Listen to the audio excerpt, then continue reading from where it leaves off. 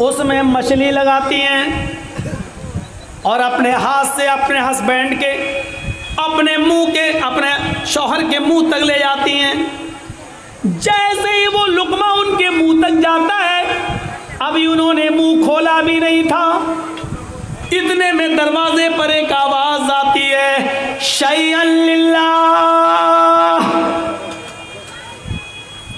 क्या घर के अंदर खाने की कोई चीज है जो अल्लाह के नाम पे मुझे मिल जाए? मेरे बच्चों ने 5 दिन से खाना नहीं खाया। यहां ईमान टटोलने की जरूरत है और यहां अमले स्वाले की जरूरत है।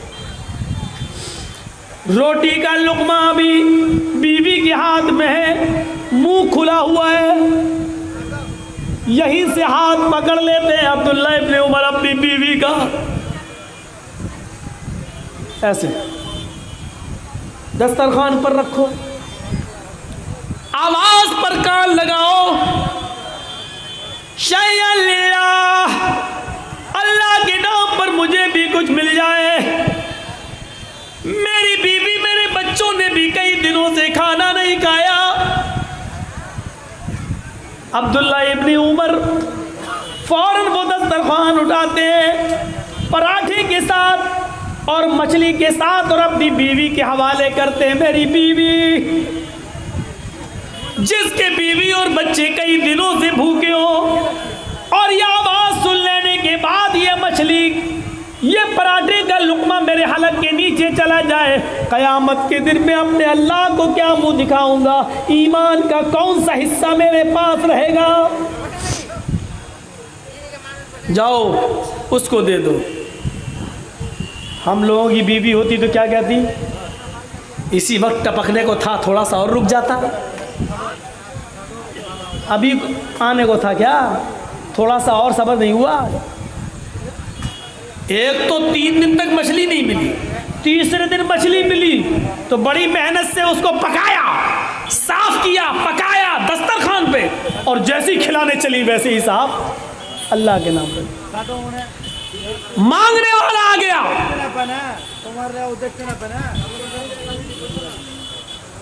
तसव्वुर करो क्या बीत रही होगी। लेकिन एक बीवी थी, अपने शौहर की आदत से वाकिफ थी, इसलिए शौहर को कुछ नहीं बोला। एक बात कहती है कि आए मेरे प्यारे शौहर, मछली आपने बनवाई है, मछली आप खा लीजिए।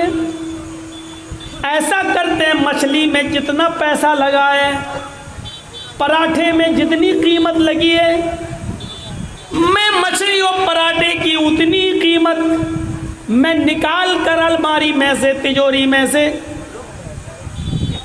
मैं उसको निकाल कर इस मांगने वाले साइल के हवाले कर देती हूँ।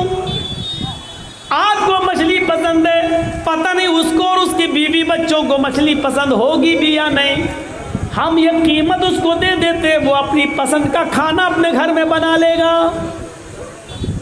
इसमें क्या बुराई थी? कहने लगे मेरी बीवी तुम बहुत ठीक मशवरा दे रही हो, मछली यही रहने दो, मछली हम खाएंगे, आप खा लेंगी, हम लोगों के बच्चे खाएंगे, लेकिन मछली और पराठे में जो कीमत लगी है वो निकाल कर उसको दे दो। अब दिखाता हूं ईमान और अमले स्वाले। बीवी तिजोरी खोलती है, कीमत निकालती हैं और लेकर देने जा रही हैं। अब्दुल्ला इब्ने उमर ने कहा इधर आओ, देखूं तुम कम तो नहीं दे रही हो उसको। उन्होंने जब उस दिरहम गिने तो अंदाज़ा लगा लिया कि मछली इतने की होगी, तेल मसाला इतने का होगा, आटा इतने का होगा, सबकी कीमत के हिसाब से जोड़कर कहा कि ठीक है मेरी बीवी, तुम कुछ ज़्यादा ही दे रही हो, कम नहीं दे रही हो। अच्छा है, ठीक है, जाओ दे आओ। जैसे वो कीमत देने के लिए पहुंचती है दरवाजे पर, अभी दरवाज़ा खोला भी नहीं है, अभी साइल के हाथ में कीमत दी भी नहीं। इतने में अब्दुल्ला इब्ने उमर फिर आवाज लगाते हैं मेरी बीवी कीमत लेकर इधर आओ। हैं अब क्या है, इधर आओ, आ गई, कीमत लाओ। क्या करेंगे आप? देखें, अभी तो देखा था, अरे लाओ ना, मैं तुम्हारा शौहर हूं, मांग रहा हूं, दो ना, दे दी। कीमत भी दस्तरखान पर रख दी, मछली उठाई, पराठा उठाया और उसमें कीमत भी रख दी दस्तरखान पर, और पूरा का पूरा उठा कर कहा मेरी बीवी जाओ इस मांगने वाले को कीमत भी दे दो और मछली भी, पराठा भी। हम लोगों की बीवी होती कहती सटिया गया ये आदमी, पागल हो गया, दिमाग खराब हो गया इसका। वो कहने लगी क्या हुआ आपको? कब? पहले दे के आओ फिर बताता हूँ। अरे दे के आऊँगी तब क्या बताएंगे, अभी बताइए ना। कि ना पहले दे के आओ, दोनों चीज़ें दे के आओ। शौहर का हुक्म था, बीवी जाती है, कीमत भी दे देती है, पराठा भी दे देती है, मछली भी दे देती है, और वो दुआएं देता हुआ चला जाता है। ये बैठती है और कहती है बताओ मियाँ अब तो बता दो क्या हुआ। पहले तो कह रहे थे कीमत दे दो, मछली हम और हमारे बच्चे खा लेंगे। फिर मैं कीमत देने गई तो आपने वो भी बुला लिया और फिर कीमत भी दे दी, मछली भी दे दी। वाह, ऐसा क्यों? कहा मेरी बीवी जब तुम कीमत देने जाने लगी तो मेरे दिल में ये ख्याल आया, आए अब्दुल्ला तुझे मछली ज़्यादा पसंद है या मछली की कीमत? मैं किसी नतीजे पे नहीं पहुंच पा रहा था, मुझे मछली ज़्यादा पसंद है या मछली की कीमत। बहुत गौर किया कि मुझे क्या ज़्यादा पसंद है, लेकिन मैं किसी नतीजे पे नहीं पहुंच पाया, इसलिए मैंने दोनों चीज़ें दे दी। क्योंकि कुरान की आयत, ईमान देखिए, क्योंकि कुरान की आयत हमारे जहन में आ गई। जब तुम कीमत देने जाने लगी तो कुरान की आयत मेरे दिमाग में आ गई, मेरे माइंड में आ गई। लन तनालुल बिर्रा हत्ता तुनफिकू मिम्मा तुहिब्बून। तुम उस वक्त तक नेकी नहीं पा सकते हो, तुम्हें उस वक्त तक सवाब नहीं मिल सकता है जब तक तुम अल्लाह की राह में वो चीज़ खर्च न करो जो तुम्हें सबसे ज़्यादा पसंद है, जो तुम्हें सबसे ज़्यादा महबूब है। जब तक अपनी सबसे चहेती चीज़ को कुर्बान नहीं करोगे, अल्लाह की राह में नहीं दोगे, तुम्हें नेकी नहीं मिलेगी। मैं सोचने लगा अल्लाह में मछली दूँ तब सवाब मिलेगा या कीमत दूँ तब सवाब मिलेगा? अल्लाह मुझे कीमत ज़्यादा पसंद है या मछली ज़्यादा पसंद है? अल्लाह मुझे क्या पसंद है? लेकिन मैं किसी नतीजे पे नहीं पहुंच पाया कि मुझे कीमत पसंद है या मछली, इसलिए मैंने दोनों चीज़ें दे दी। आय अल्लाह मुझे नहीं मालूम कि मुझे मछली ज़्यादा पसंद है या उसकी कीमत। आय अल्लाह तेरी नज़र में जो बेहतर हो उसका सवाब तू मुझे दे दे। अल्लाह मेरे नाम या माल में सवाब लिख दे। अल्लाह मुझे नेकी से नवाज दे। अल्लाह मैंने साहिल को मछली भी दे दी, उसकी कीमत भी दे दी। मेरे प्यारे साथियों, ये था ईमान और ये था अमले साले जो दिल की गहराइयों से होता है। इल्लल्लज़ीना आमनू व अमिलुस्सालिहात, जिनके अंदर ईमान है और जिन्होंने ईमान के साथ साथ अमले साले किए, ये लोग कामयाब हैं और ये लोग नुकसान में नहीं है, ये लोग जन्नत में जाने वाले लोगों में से हैं।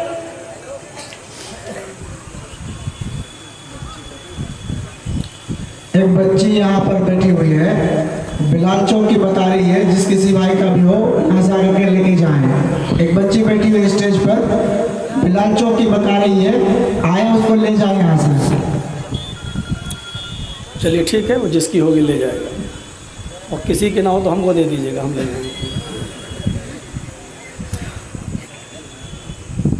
तो ईमान और अमले साले देख रहे हैं, ये था ईमान और ये था अमले साले। आइए दो चीज़ें और दिखा दूँ। वतवासौ बिल हक़्क़ि वतवासौ बिस सब्र। तुम्हारे मुंह पे तुम्हारी जैसी, हमारे मुंह पे हमारी जैसी, ये नहीं है इस्लाम में। इस्लाम के अंदर दो टूक सही सही है, डंके की चोट पे बोलो। गलत को गलत कहो, डंके की चोट पे कहो। है गलत तो गलत, ऐसा भी कर लो वैसा भी, तुम्हारे मुंह पे तुम्हारी जैसी, हमारे मुंह पे हमारी जैसी, नहीं। वतवासौ बिल हक, हमेशा हक बात कहो। और सबसे बड़ा जिहाद तो अल्लाह के नबी ने यही बताया है, अफजलुल जिहादी कलिमतुल हक, हक बात बोलना सबसे बड़ा जिहाद है। और सबसे बड़ा जिहाद बादशाह के सामने हक बात कहना। दुनिया में ऐसे बहुत से लोग गुजरे हैं, तवाफ कर रहे हैं, हज़रत अब्दुल्ला इब्ने उमर, सालिम इब्ने अब्दुल्ला इब्ने उमर, हज़रत अब्दुल्ला के बेटे, यानी उमर फारूक के बेटे अब्दुल्ला और अब्दुल्ला के बेटे सालिम। तो सालिम इब्ने अब्दुल्ला इब्ने उमर खाने काबा का तवाफ कर रहे हैं, उमर फारूक के पोते, और उनके जिस्म पर जो एहराम है उसमें जोड़ ही जोड़ लगे हुए हैं, पैबंद ही पैबंद लगे हुए हैं। और उस ज़माने का खलीफा, उस ज़माने का मक्के का गवर्नर, मक्के का जिम्मेदार हिशाम इब्ने अब्दुल मलिक, हिशाम इब्ने अब्दुल मलिक जब देखता है तो पूछता है लोगों से, ये कौन आदमी है जिसके पैबंद लगे हुए हैं? लोगों ने बताया ये हज़रत उमर फारूक के पोते हैं, हज़रत सालिम। इतना बड़ा अमीरुल मोमिनीन का पोता और इतना गरीब।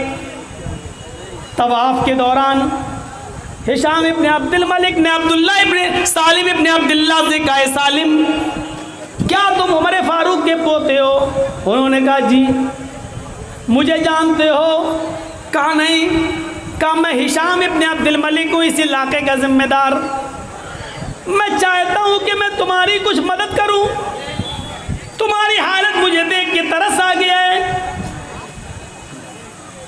इतनी बड़ी जमीन का मालिक हजरत उमर, 22 लाख मुरब्बा मील पर हुकूमत करने वाली शख्सियत, और उसका पोता अब्दुल्ला, उसका पोता सालिम, यह हाल है कि उसको एक एहराम में भी 20-20, 22-22 जोड़ लगे हुए हैं, पहनने के लिए एहराम भी नहीं। तुम जल्दी से तवाफ करो, जल्दी से नमाज पढ़ो और मेरे साथ चलो, मैं तुम्हें कुछ देता हूँ बैतुल माल से। हजरत सालिम इब्ने अब्दुल्ला मुस्कुराते हैं और मुस्कुरा कर कहते हैं, इन्नी ला अस्तही मिनल्लाहि अन असला फी बैतिही गैरा। हिशाम, मैं इस वक्त खाने काबा में हूँ, अल्लाह के घर में हूँ, और अल्लाह के घर में होते हुए मुझे अल्लाह से शर्म आती है कि उसके घर में होते हुए मैं किसी गैर के सामने अपना दामन फैलाऊं, मैं किसी से भीख मांगूं, मुझे शर्म आती है अल्लाह से। हाय क्या जवाब दिया, मुझे शर्म आती है, अल्लाह के घर में हूँ, अल्लाह से शर्म आती है कि उसके घर में होते हुए किसी गैर से मांगूं। नहीं, हिशाम की बड़ी, अब नीतीश हमसे अगर कह दें कि जर्जीत साहब बोलो मांगो, क्या मांगते हो, मैं पूरे बिहार का मालिक हूँ, बोलो क्या चाहते हो, तो हम तो ऐसी ऐसी चीज़ें मांग लेंगे कि भाई उसके पास से क्या जा रहा है, दे देगा। गौर करो सालिम इब्ने अब्दुल्ला ने क्या कहा, अल्लाह के घर में अल्लाह से शर्म आती है कि उसके घर में होते हुए किसी गैर से मांगो, तो कितनी बड़ी इंसल्ट हो गई। खाने काबा का तवाफ पूरा हो गया, हज़रत सालिम ने 2 रकात नफिल नमाज भी पढ़ी मकाम इब्राहीम पर। फिर दोनों हाथों को उठाया, रफ़ा यदैहि लस्समा, दोनों हाथों को उठाकर उन्होंने अल्लाह से दुआ भी मांगी। हिशाम देख रहा है कि सालिम इब्ने अब्दुल्ला दुआ मांग रहे हैं। दुआ मांग कर जब ये बाहर निकलते हैं तो हिशाम इब्ने अब्दुल मलिक चौराहे पर एक रास्ते में इनको पकड़ लेता है और कहता है, अल-आन खरजता मिन बैतिल्लाह फस्अल। आए सालिम, ये तो अल्लाह का घर नहीं है, अल्लाह के घर में शर्म आ रही थी किसी गैर के सामने दामन फैलाने में, ये तो अल्लाह का घर नहीं है, तो बाजार है, और मैंने तुम्हें सड़क पर पकड़ा है, चलो मेरे साथ, तुम क्या मांगते हो, तुम्हें किस चीज़ की ज़रूरत है, आओ मैं तुम्हारी ज़रूरत पूरी कर दूँ, तुम उमर फारूक के पोते हो। हजरत सालिम इब्न अब्दुल्लाह यहाँ पर भी मुस्कुराते हैं और कहते हैं क्या मेरी ज़रूरत पूरी करोगे? अम मिन हवाइजिद दुनिया अम मिन हवाइजिल आखिरा, मेरी आखिरत की ज़रूरत पूरी करोगे या दुनियावी?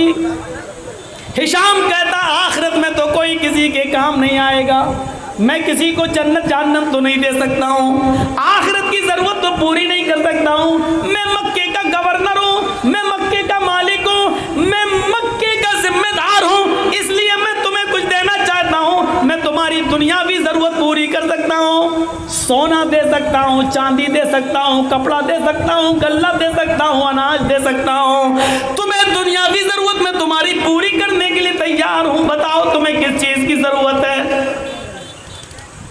ओह, तो तुम मुझे दुनिया दोगे? हाँ, अच्छा।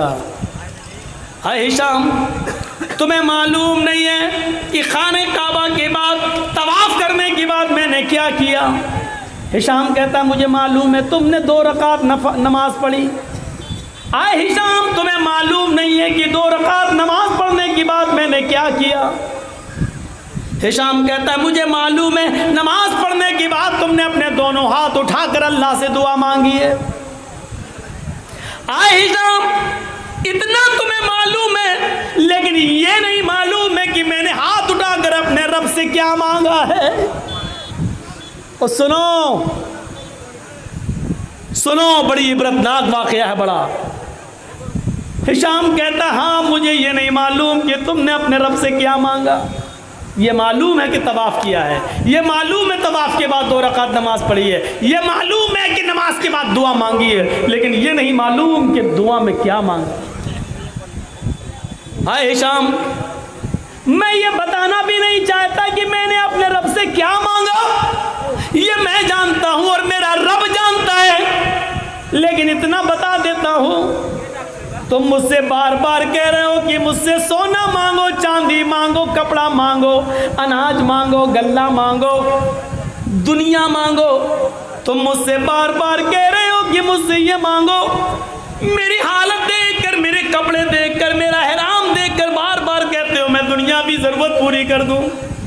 आए हिशाम, मैंने अपने रब से क्या मांगा ये तो मैं तुझे नहीं बताऊंगा, लेकिन तू बार बार दुनिया मांगने का सवाल कर रहा है, तो मैं इतना बता दूं कि जब मैंने अपने रब के सामने हाथ फैलाए और दोनों हाथ फैलाकर जब अपने रब से दुआ मांग रहा था, तो माँ साल तो दुनिया मयम लिखुहा फकैफा सलुहा मल्ला यम लिखुहा। तो जब मैं अपने हाथ फैलाकर अल्लाह से दुआ मांग रहा था, तो दुनिया तो मैंने उससे भी नहीं मांगी। माँ साल तो दुनिया मयम लिखुहा, सोना तो मैंने उससे भी नहीं मांगा, चांदी तो मैंने उससे भी नहीं मांगी, दौलत तो मैंने उससे भी नहीं मांगी, गल्ला और अनाज तो मैंने उससे भी नहीं मांगा।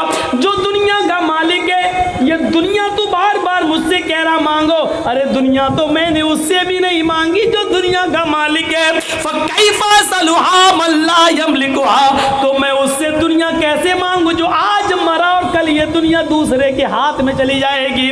तू इसका मालिक नहीं है, खाली हाथ आया था और खाली हाथ जाएगा। जब दुनिया का कुछ हिस्सा है ही नहीं तेरा, तो मैं तुझसे क्या मांगू।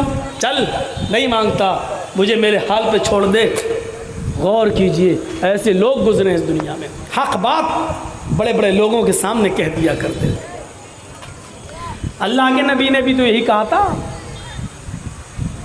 ये काफिर सूरज उखाड़ के लाए मेरे दाहिने हाथ पे ला के रख दें, चांद तोड़ कर लाए और बाएं हाथ पे ला के रख दें, ऐसा कर नहीं सकते, लेकिन ऐसा कर भी डाले, दाएं और बाएं हाथ पे लाकर रख दें, ये तो मुमकिन है। लेकिन मैं हक कहने से रुक जाऊं और दावत हक से चूक जाऊं या छोड़ बैठूं, ये मुमकिन नहीं है। आए मेरे चचा ने बुलाया था ना अबू तालिब ने, बेटे ये तुम्हें मार डालेंगे, कत्ल कर देंगे, छोड़ दो इनको, इनके हाल पर तुम दावत और तबलीग मत करो। तो क्या कहा था चचा जान, आप प्रेशर बना रहे मेरे ऊपर, मेरे बेटे मेरे ऊपर इतना बोझ मत डालो कि मैं बर्दाश्त न कर सकूं।